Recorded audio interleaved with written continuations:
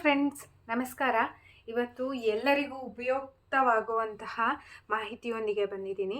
ನೋಡಿ, ಸೀರೆಗಳನ್ನು ಹೇಗೆ ನೀಟಾಗಿ ಮೇಂಟೈನ್ ಮಾಡ್ಕೋಬೇಕು ಅನ್ನೋ ಟಿಪ್ಸ್ನ ನಾನು ನಿಮಗೆ ಕೊಡ್ತಾ ಇದ್ದೀನಿ. ಅದಕ್ಕೂ ಮುಂಚೆ ನೀವು ಇದೇ ಮೊದಲನೇ ಬಾರಿ ನನ್ನ ಚಾನಲ್ನ ವಿಡಿಯೋನ ನೋಡ್ತಿರೋದು ಅಂತ ಆದರೆ ನನ್ನ ಚಾನಲ್ AVK ಹಾಬಿ ಐಡಿಯಾಸ್ಗೆ ಸಬ್ಸ್ಕ್ರೈಬ್ ಆಗೋದಕ್ಕೆ ಮರಿಬೇಡಿ.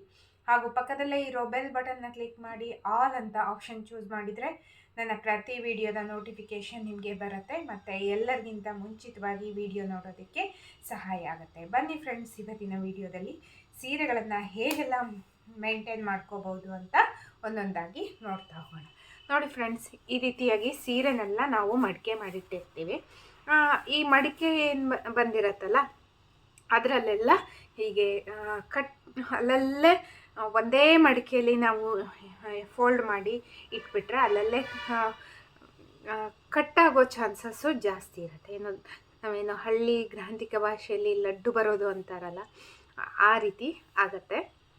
ಅಂದರೆ ಸ್ವಲ್ಪ ಡ್ಯಾಮೇಜ್ ಥರ ಎಲ್ಲ ಬಂದುಬಿಡತ್ತೆ. ಹಾಗಾಗಿ ನಾವು ಯಾವತ್ತೂ ಸಹ ಸೀರೆಗಳನ್ನು ಆಗಾಗ ಸ್ವಲ್ಪ ಫ್ರೀ ಟೈಮಲ್ಲಿ ಇದ್ದಾಗ ಒಂದೊಂದೇ ಸೀರೆನ ತೆಗೆದುಬಿಟ್ಟು ಫೋಲ್ಡಿಂಗ್ಸ್ನೆಲ್ಲ ಬಿಚ್ಚಿ ನೀಟಾಗಿ ಮತ್ತೊಮ್ಮೆ ಇದ್ದ ರೀತಿಯಲ್ಲೆಲ್ಲ ಉಲ್ಟಾ ಮಡಿಕೆ ಮಾಡಿ ಇಡಬೇಕಾಗತ್ತೆ. ನೋಡಿ, ನಾನಿಲ್ಲಿ ಈ ಸೀರೆಯನ್ನು ಮಾಡಿದ್ದೀನಿ. ಇದು ಸಿಲ್ಕ್ ಸ್ಯಾರಿ ಅಲ್ವಾ. ನೋಡಿ, ಈಗ ಕೆಲವು ದಿನಗಳ ಹಿಂದೆ ನಾನು ಕರೆಕ್ಟಾಗಿ ನೀಟಾಗಿ ಇದ್ದ ಸೀರೆಯನ್ನು ಈ ರೀತಿ ಫುಲ್ಲು ಮಡಿಕೆ ಮಾಡಿಬಿಟ್ಟು ಉಲ್ಟಾ ಮಡಚಿಬಿಟ್ಟು ಇಟ್ಟಿದ್ದೀನಿ. ಇದರಿಂದ ನಮಗೆ ಫೋಲ್ಡಿಂಗ್ಸ್ ಎಲ್ಲ ಆಗಾಗ ಚೇಂಜ್ ಆಗ್ತಾಯಿದ್ರೆ ನಮಗೆ ತುಂಬ ದಿನ ಬಾಳಿಕೆ ಬರುತ್ತೆ. ನೆಕ್ಸ್ಟು ಎರಡನೇದಾಗಿ ನೋಡೋಣ ಅಂದರೆ, ಈ ರೀತಿಯ ಟಿಶ್ಯೂ ಸಿಲ್ಕ್ ಸ್ಯಾರಿಗಳೆಲ್ಲ ಇರುತ್ತಲ್ಲ, ಅದು ಸಹ ನಾವು ಹೀಗಿಟ್ಟಾಗ ಇಲ್ಲೂ ಸಹ ಬಾರ್ಡರ್ ಏನು ಬರುತ್ತೆ, ಬಾರ್ಡರಲ್ಲೇ ಹೀಗೆ ಮಡ್ಚ್ಕೊಂಡಿರುತ್ತೆ. ಆವಾಗ ಅದನ್ನು ಸಹ ನಾವು ನೀಟಾಗಿ ಬೇರೆ ಬೇರೆ ರೀತಿಯಲ್ಲಿ ಫೋಲ್ಡಿಂಗ್ ಮಾಡಿ ಇಡ್ಬೋದು. ನಂತರ ನಾವು ಹ್ಯಾಂಗರಲ್ಲಿ ಇಡ್ತೀವಿ ಅಂತ ಇಟ್ಕೊಳ್ಳಿ. ಹ್ಯಾಂಗರಲ್ಲಿ ಹೀಗೆ ಮಡಚಿ ಹಾಕಿಟ್ಟಾಗ ನೋಡಿ, ಹೀಗೆ ಮಡಚಿ ನಾವು ಹ್ಯಾಂಗರಿಗೆ ಹಾಕಿಟ್ಟಿರ್ತೀವಿ. ನೆಕ್ಸ್ಟು ಇಲ್ಲೆಲ್ಲ ಹಾಗೆ ನಾವು ಎಷ್ಟೇ ವಾರ್ಡ್ರೋಬ್ ಒಳಗೆ ಇಟ್ಟರೂ ಸ್ವಲ್ಪ ಧೂಳಾಗಿರೋ ಚಾನ್ಸಸ್ ಇರುತ್ತೆ. ಈ ಪಾರ್ಟ್ ಏನಿರುತ್ತೆ ಅದರಲ್ಲಿ ಹೆಚ್ಚಿಗೆ ಹೀಗೆ ಧೂಳು ಕೂತಿರುತ್ತೆ.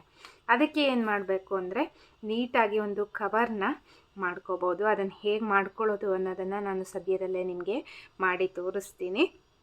ಆಗ ನಿಮಗೆ ಸೀರೆಯನ್ನು ನೀಟಾಗಿ ಹ್ಯಾಂಗರಲ್ಲಿ ಹಾಕಿ ಇಟ್ಕೊಳ್ಳೋದಕ್ಕೆ ಆಗುತ್ತೆ. ಮತ್ತೆ ಒಂದು ಅಂತಂದರೆ ನೋಡಿ, ಈ ಸ್ಯಾರಿ ಫಾಲ್ ಹಾಕೋದು. ಈ ಸಿಲ್ಕ್ ಸ್ಯಾರಿಗೆಲ್ಲ ಫಾಲ್ ಹಾಕಬೇಕಿದ್ರೆ ನಾವು ಎಷ್ಟು ಚೂಸಿಯಾಗಿ ತೊಗೋತೀವಿ ಅಂತಂದರೆ, ನಾವು ಪರ್ಫೆಕ್ಟ್ ಸೀರೆ ಕಲರ್ನೇ ಸೆಲೆಕ್ಟ್ ಮಾಡ್ಕೋತೀವಿ. ಆದರೆ ಅದರಲ್ಲಿ ಹಾಕೋದ್ರಲ್ಲೂ ಒಂದು ವೈವಿಧ್ಯತೆ ಇದೆ. ನಾನು ಆಲ್ರೆಡಿ ಸೀರೆಗೆ ಫಾಲ್ ಹಾಕೋ 2 ವಿಧಾನವನ್ನು ತೋರಿಸಿದ್ದೀನಿ. ಅದ್ರ ಲಿಂಕ್ ಮೇಲ್ಗಡೆ ಐ ಬಟನಲ್ಲಿ ಬರ್ತಾ ಇದೆ. ಚೆಕ್ ಮಾಡಿದರೆ ನಿಮಗೆ ಸೀರೆ ಸುಲಭವಾಗಿ ಫಾಲ್ ಹಾಕೋ ವಿಧಾನ ಗೊತ್ತಾಗುತ್ತೆ. ಮತ್ತು ನಿಮ್ಗೆ ಹೇಳ್ತಾ ಇರೋದು ಅಂದರೆ ಈ ಬಾರ್ಡರ್ ಏನಿರುತ್ತಲ್ಲ, ಸೀರೆ ಬಾರ್ಡರು, ಈ ಬಾರ್ಡರ್ ಸೈಜ್ಗೆ ನಾವು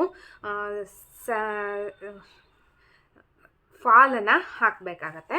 ನೋಡಿ, ಇಲ್ಲಿ ನಾನು ಈ ಸೀರೆಗೆ ಅಂದರೆ ಇಲ್ಲಿ ನೋಡಿ, ಇಲ್ಲೆಲ್ಲ ಜರಿ ಇರೋದ್ರಿಂದ ಆ ಜರಿ ಎಲ್ಲ ಎದ್ದು ಬರಬಾರ್ದು ಅನ್ನೋ ಕಾರಣಕ್ಕೆ ಅಗಲದ ಫುಲ್ ಫಾಲ್ನ ಹಾಕಿದ್ದೀನಿ ನಾನು. ಅಂದರೆ ಸೀರೆ ಫಾಲ್ ನೀವೇ ಹಾಕ್ಕೊಳ್ಳೋದಾದರೆ ನೀಟಾಗಿ ತೊಳೆದುಬಿಟ್ಟು ಸಿಂಕ್ ಮಾಡಿ ಪ್ರೆಸ್ ಮಾಡಿ ಹಾಕ್ಕೋಬೇಕಾಗತ್ತೆ ಫ್ರೆಂಡ್ಸ್. ನೆಕ್ಸ್ಟು, ನಿಮ್ಮ ಹತ್ರ ತುಂಬ ಹಳೆ ಸೀರೆ ಇದೆ ಅಂತ ಇದ್ದಾಗ ಈಗ ಒಂದು ಐಡಿಯಾ ಮಾಡೋಣ.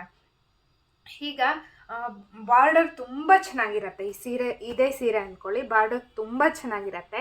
ಆದರೆ ಒಳಗಡೆ ಪಾರ್ಟ್ ಏನಿರುತ್ತೆ, ಮೈ ಪಾರ್ಟೆಲ್ಲ ಅದು ಹಳೇದಾಗಿರೋದ್ರಿಂದ ಡಲ್ಲಾಗಿ ಹೋಗಿಬಿಟ್ಟಿರತ್ತೆ.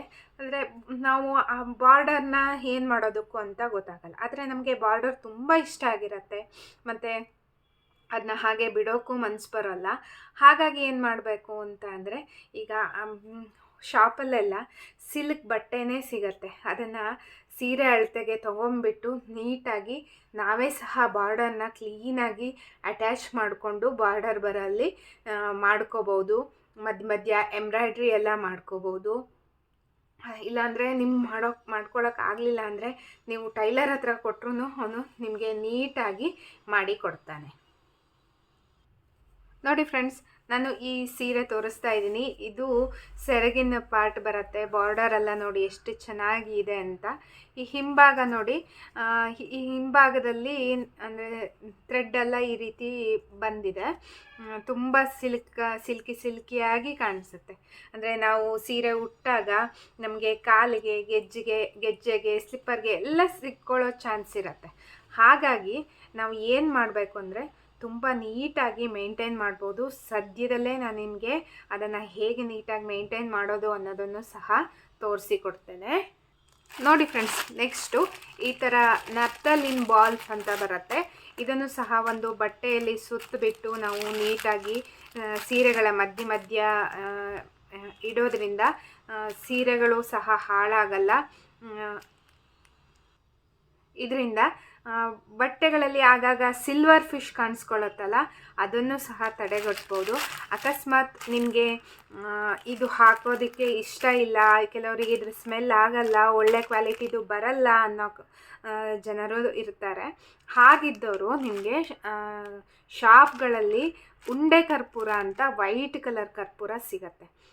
ಅದನ್ನು ಸಹ ಇಡ್ಬೋದು. ಕೆಲವರು ಅಂತಾರೆ ಆಯಿಲಿ ಥರ ಆಗಿಬಿಡತ್ತೆ ಸೀರೆ ಎಲ್ಲ ಅನ್ನೋ ಸಮಸ್ಯೆ ಇರುತ್ತೆ. ಅದು ಖಂಡಿತ ಅದು ಆ ಥರ ಆಗಲ್ಲ. ಬಟ್ಟೆಗಳ ಮಧ್ಯ ಅದನ್ನು ಇಟ್ಟಾಗ ಒಂದು 3 ತಿಂಗಳು ಇಡ್ಬೋದು. 3 ತಿಂಗಳು ಇಟ್ಟ ನಂತರ ಅದು ಎವಾಪರೇಟ್ ಆಗಿಬಿಡತ್ತೆ. ಹಾಗಾಗಿ ಫುಲ್ ಕರಗಿ ಹೋಗಿಬಿಡತ್ತೆ. ಇದರಿಂದ ಅಂದರೆ 3 ತಿಂಗಳು ಆದ ತಕ್ಷಣ ಮತ್ತೆ ನಾವು ಬೇರೆದನ್ನು ಚೇಂಜ್ ಮಾಡ್ಕೋಬೋದು. ನೆಕ್ಸ್ಟ್, ಇದು ಯಾವುದು ಬೇಡ ಅಂದರೆ ನಮಗೆ ಹಿಂದಿನ ಕಾಲದಲ್ಲಿ ಒಂದು ಸಾಂಪ್ರದಾಯಿಕವಾಗಿರೋಂತಹ ಟಿಪ್ಸ್ನ ನಾವು ಉಪಯೋಗಿಸ್ತಿದ್ವಿ. ಅದೇನು ಅಂತ ಅಂದರೆ ಕಹಿ ಬೇವಿನ ಸೊಪ್ಪೇನಿರತ್ತೆ ಅದನ್ನು ಕೊಯ್ಕೊಂಬಂದ್ಬಿಟ್ಟು ಡ್ರೈ ಮಾಡಿ ಅದರ ಎಲೆಗಳನ್ನು ಈ ರೀತಿ ನಾವು ವಾರ್ಡ್ರೋಬ್ಗಳಲ್ಲಿ ಸೀರೆಗಳ ಮಧ್ಯದಲ್ಲಿ ಸಹ ಇಟ್ಕೋಬೋದು. ಅಕಸ್ಮಾತ್ ಅದು ನಿಮಗೆ ಕಷ್ಟ ಆಗುತ್ತೆ ಅಂತ ಅನಿಸಿದರೆ ನೀವು ಅದನ್ನು ಪೌಡರ್ ಮಾಡ್ಕೊಂಡ್ಬಿಟ್ಟು ಒಂದು ಬಟ್ಟೆನಲ್ಲಿ ಸುತ್ತಬಿಟ್ಟು ಅಥವಾ ಇಟ್ಕೊಂಡ್ಬಿಟ್ರೆ ಅದು ಸಹ ನಿಮಗೆ ಒಳ್ಳೆ ರೀತಿಯಲ್ಲಿ ಕೆಲಸ ಮಾಡುತ್ತೆ. ನೆಕ್ಸ್ಟು ಮತ್ತೊಂದೇನು ಅಂತಂದರೆ ಈ ರೇಷ್ಮೆ ಸೀರೆಗಳನ್ನೆಲ್ಲ ನೀಟಾಗಿ ನಾವು ಮಡಚಿಬಿಟ್ಟು ಒಂದು ಬಿಳಿಯ ಬಟ್ಟೆಯಲ್ಲಿ ನೀಟಾಗಿ ಹೀಗೆ ಫೋಲ್ಡ್ ಮಾಡಿ ಇಟ್ಕೋಬೋದು. ನೋಡಿ, ಒಂದು ಬಿಳಿಯ ಬಟ್ಟೆಯನ್ನು ಹೀಗೆ ಹಾಸ್ಕೊಂಡ್ಬಿಡ್ಬೇಕು. ನಂತರ ಸೀರೆಯನ್ನು ಹೀಗೆ ಮಧ್ಯ ಇಟ್ಬಿಟ್ಟು ಹೀಗೆ ನೀಟಾಗಿ ಫೋಲ್ಡ್ ಮಾಡ್ಕೋಬೇಕು. ಹೀಗೆ ಫೋಲ್ಡ್ ಮಾಡಿ ಇಟ್ಕೋಬಹುದು. ನೋಡಿ, ಇದು ಸಹ ನೀಟಾಗಿ ಇಟ್ಕೋಬಹುದು. ಇದರಲ್ಲಿ ಸುಮಾರು ಒಂದು 4-5 ಸೀರೆನ ಹಾಕ್ಕೊಂಡ್ಬಿಟ್ಟು ಸಹ ನಾವು ಇಟ್ಕೋಬಹುದು. ನೋಡಿ ಫ್ರೆಂಡ್ಸ್, ಈ ಸೀರೆ ಏನಿದೆ ಇದರಲ್ಲಿ ಮಧ್ಯ ಸ್ಟೋನ್ ವರ್ಕ್ ಇರುತ್ತೆ, ಕೆಲವೊಂದರಲ್ಲಿ ಎಂಬ್ರಾಯ್ಡ್ರಿ ಇರುತ್ತೆ, ಎಲ್ಲ ಇರುತ್ತಲ್ವ. ಹಾಗಾಗಿ ಇದನ್ನ ಹೀಗೆ ನೀಟಾಗಿ ಹೀಗೆ ಫೋಲ್ಡ್ ಮಾಡಿ ಇಟ್ಟಾಗ ಒಂದಕ್ಕೊಂದು ಸ್ಟೋನು ಹೀಗೆ ಅಂಟ್ಕೊಂಡು ಸಿಲ್ಕ್ ಎಳೆಗಳೆಲ್ಲ ಕಿತ್ಕೊಂಬರೋ ಚಾನ್ಸ್ ಇರುತ್ತೆ. ಹಾಗಾಗಿ ನಾವು ಏನು ಮಾಡ್ಕೋಬೇಕಾಗತ್ತೆ ಅಂದರೆ ಈ ರೀತಿಯ ಒಂದು ಬಿಳಿಯ ಬಟ್ಟೆಯನ್ನು ಹೀಗೆ ಹಾಕಿಬಿಟ್ಟು ನಾವು ನೀಟಾಗಿ ಹೀಗೆ ಫೋಲ್ಡ್ ಮಾಡಿ ಇಟ್ಕೋಬೋದು. ಇದರಿಂದ ನಮಗೆ ಬಟ್ಟೆ ಇರೋದ್ರಿಂದ ಸ್ಟೋನ್ಗೆಲ್ಲ ಟಚ್ ಆಗಲ್ಲ, ನಮಗೆ ನೀಟಾಗಿ ಇಟ್ಕೋಬೋದು. ಮತ್ತೊಂದು ಅಂದರೆ ನಾವು ಯಾವತ್ತೂ ಈ ಸಿಲ್ಕ್ ಸೀರೆಗಳನ್ನು ಉಟ್ಟು ಬಿಚ್ಚಿದ ತಕ್ಷಣ ಹಾಗೆ ಫೋಲ್ಡ್ ಮಾಡಿ ಇಟ್ಬಿಡಬಾರ್ದು, ಸ್ಮೆಲ್ ಆಗುತ್ತೆ. ಹಾಗಾಗಿ ಒಂದು ಸ್ವಲ್ಪ ಹೊತ್ತು, ಒಂದು ಅರ್ಧ ಮುಕ್ಕಾಲು ಗಂಟೆ ಅಥವಾ ಒಂದು 2 ಅವರ್ಸ್ ಅದನ್ನು ನೆರಳಿನಲ್ಲಿ ಹಾಕಿಬಿಟ್ರೆ ನಮಗೆ ಚೆನ್ನಾಗಿ ಡ್ರೈ ಆಗಿ ಬೆವರಿನ ಕಲೆಗಳ ಸ್ಮೆಲ್ಲೆಲ್ಲ ಇದ್ದರೆ ಹೋಗುತ್ತೆ. ನೆಕ್ಸ್ಟು ಬಟ್ಟೆಗಳ ಮಧ್ಯದಲ್ಲಿ ಅಂದರೆ ವಾರ್ಡ್ರೋಬಲ್ಲೆಲ್ಲ ನಾವು ಸೀರೆಗಳನ್ನು ಇಟ್ಟಾಗ ಕೆಲವೊಂದು ಸ್ಮೆಲ್ಲೆಲ್ಲ ಬರುತ್ತಲ್ಲ, ಅಂದರೆ ನಾವು ಯಾವುದು ನಫ್ತಾಲಿನ್ ಬಾಲ್ಸ್ ಎಲ್ಲ ಯೂಸ್ ಮಾಡಿಲ್ಲ ಅಂತ ಆದರೆ ಕೆಲವೊಂದು ಬೇರೆ ಬಟ್ಟೆಗಳ ಸೀರೆಗಳ ಮಧ್ಯದಲ್ಲೂ ಸಹ ಸ್ಮೆಲ್ ಬರುತ್ತೆ. ಆಗ ಪರ್ಫ್ಯೂಮ್ ಏನಿರುತ್ತೆ ಅದನ್ನು ಒಂದು ಸ್ವಲ್ಪ ಒಂದು ಕರ್ಚೀಫ್ಗೆ ಅಥವಾ ಬೇರೆ ಯಾವುದೇ ಕಾಟನ್ ಬಟ್ಟೆಗೆ ಸ್ಪ್ರೇ ಮಾಡಿಬಿಟ್ಟು ನೀಟಾಗಿ ಮಡಚಿ ಆ ಬಟ್ಟೆಗಳ ಮಧ್ಯದಲ್ಲಿ ಇಟ್ಬಿಡೋದ್ರಿಂದ ನಮಗೆ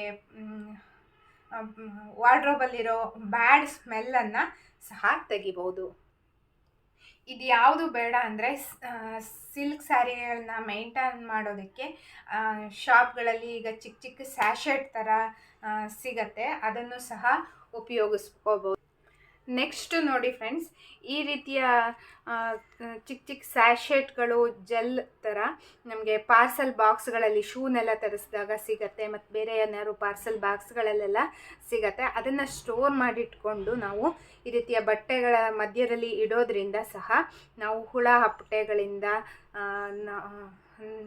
ನಮ್ಮ ಬಟ್ಟೆಗಳನ್ನು ರಕ್ಷಿಸ್ಕೋಬೋದು. ಇನ್ನು ಹೊರಗಡೆ ಎಲ್ಲರೂ ಫಂಕ್ಷನ್ಗೆ ಹೋಗಿರ್ತೀವಿ ಅಂತ ಇಟ್ಕೊಳ್ಳಿ, ಆಗ ಏನಾದರೂ ಎಣ್ಣೆ ಜಿಡ್ಡು ಪದಾರ್ಥ ಎಲ್ಲ ಬಿದ್ದುಬಿಡತ್ತೆ. ಆಗ ತಕ್ಷಣ ನಾವು ಮನೆಗೆ ಬಂದ ಕೂಡಲೇ ಅದನ್ನ ನೀಟಾಗಿ ಸ್ಪ್ರೆಡ್ ಮಾಡ್ಕೊಂಬಿಟ್ಟು ಬಟ್ಟೆಯನ್ನು ಹಾಸ್ಕೊಂಬಿಟ್ಟು ಅದಕ್ಕೆ ಸ್ವಲ್ಪ ಟಾಲ್ಕಮ್ ಪೌಡರ್ ಏನಿರುತ್ತೆ, ಫೇಸ್ ಪೌಡರ್ ಇರುತ್ತಲ್ಲ, ಅದನ್ನು ನೀಟಾಗಿ ಸ್ಪ್ರೆಡ್ ಮಾಡಿಬಿಡ್ಬೇಕು. ಅದನ್ನು ಹೇಗೆ ಮೇಂಟೈನ್ ಮಾಡಬೇಕು ಅನ್ನೋದನ್ನು ಆಲ್ರೆಡಿ ವಿಡಿಯೋ ಹಾಕಿದ್ದೀನಿ. ಅದರ ಲಿಂಕ್ ಮೇಲ್ಗಡೆ ಐ ಬಟನಲ್ಲೂ ಸಹ ಬರ್ತಾ ಇದೆ, ನೀವು ಚೆಕ್ ಮಾಡಿದರೆ ನಿಮಗೆ ಪ್ರತಿಯೊಂದು ವಿಡಿಯೋದನ್ನು ಸಿಗತ್ತೆ. ಹೇಗೆ ಮೇಂಟೈನ್ ಮಾಡಬೇಕು ಅನ್ನೋದು ಸಹ ಆಯಿಲ್ ಕಲೆಗಳನ್ನು ತೆಗೆಯೋದು ಅನ್ನೋದು ಗೊತ್ತಾಗತ್ತೆ ಫ್ರೆಂಡ್ಸ್. ಮತ್ತು ಅಂದರೆ ಬೇರೆ ಐಸ್ ಕ್ರೀಮು ಅಥವಾ ಊಟ ತಿಂಡಿ ಕಲೆ ಏನಾದ್ರು ಬಿದ್ದಿದ್ರೆ ಮನೆಗೆ ಬಂದ ಕೂಡಲೇ ಒಂದು ಕಾಟನ್ ಬಟ್ಟೆನ ಒದ್ದೆ ಮಾಡ್ಕೊಂಡ್ಬಿಟ್ಟು ಕ್ಲೀನಾಗಿ ಒರೆಸಿ ಸ್ವಲ್ಪ ಡ್ರೈ ಎಲ್ಲ ಆದಮೇಲೆ ನಾವು ಸೀರೆಯನ್ನು ನೀಟಾಗಿ ಮಡಚಿ ಇಟ್ಕೊಂಡ್ಬಿಡ್ಬೇಕು. ಮತ್ತು ಕೆಲವೊಂದು ಶಾಂಪುಗಳು ಯೂಸ್ ಮಾಡಿ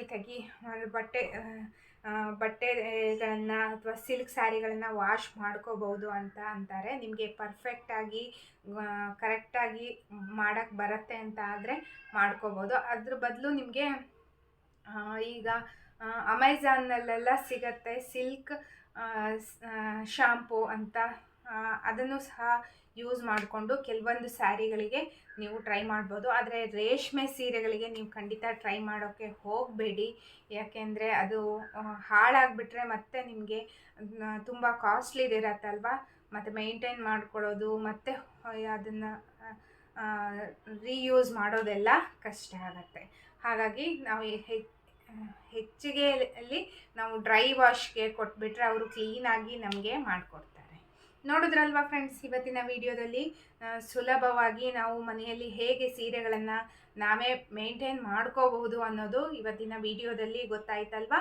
ಈ ಟಿಪ್ಸ್ ಎಲ್ರಿಗೂ ಯೂಸ್ ಆಗುತ್ತೆ ಅಂತ ಅಂದ್ಕೊಂಡಿದ್ದೀನಿ. ಈ ವಿಡಿಯೋನ ನೋಡಿಬಿಟ್ಟು ಲೈಕ್ ಮಾಡಿ ಮತ್ತು ನಿಮ್ಮ ಅನಿಸಿಕೆಗಳನ್ನು ಕಮೆಂಟ್ ಸೆಕ್ಷನ್ನಲ್ಲಿ ತಿಳಿಸಿ. ನಿಮ್ಮ ಫ್ರೆಂಡ್ಸ್ ಆ್ಯಂಡ್ ಫ್ಯಾಮಿಲಿ ಎಲ್ರಿಗೂ ಈ ವಿಡಿಯೋನ ಶೇರ್ ಮಾಡಿ ಅಂತ ಹೇಳ್ತಾ ಮತ್ತೆ ಒಂದು ಹೊಸ ವಿಡಿಯೋದೊಂದಿಗೆ ಭೇಟಿಯಾಗೋಣ friends. Until then take care, bye. Thank you for watching friends.